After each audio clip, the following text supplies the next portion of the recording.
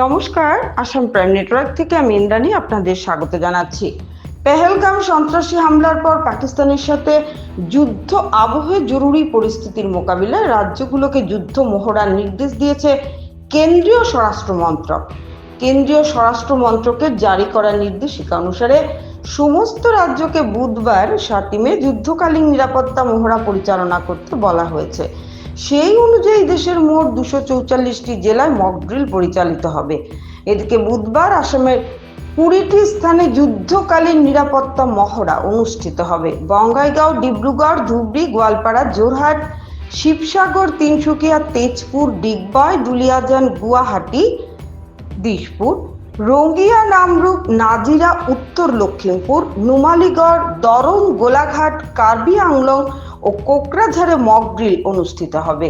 উল্লেখ্য যে প্রধানমন্ত্রী নরেন্দ্র মোদী গত সপ্তাহে সেনা, নৌ ও বিমান বাহিনীর প্রধানদের সাথে একটি বৈঠক করেছেন। বিভিন্ন সরকারি সূত্রে দাবি করেছে যে প্রধানমন্ত্রী সন্ত্রাসবাদের বিরুদ্ধে পাল্টা আক্রমণের প্রস্তুতির জন্য একটি প্রতিরক্ষা বৈঠক করেন। তারপর সোমবার কেন্দ্রীয় স্বরাষ্ট্র মন্ত্রণালয় রাজ্যগুলোকে এই মহড়া পরিচালনার নির্দেশ দিয়েছে।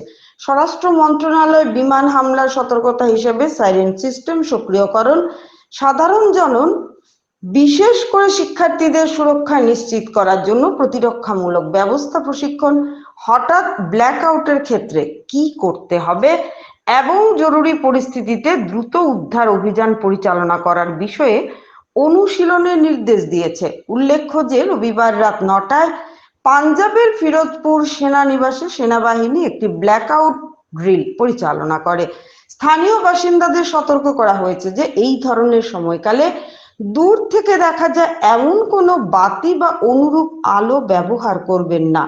শত্রুর হাত থেকে রক্ষা করার জন্য অথবা শত্রু বিমান বাহিনীকে বিভ্রান্ত করার জন্য আলো নিভিয়ে যুদ্ধের সময় সাধারণত বৃহৎ এলাকা অন্ধকার করে দেওয়া হয়।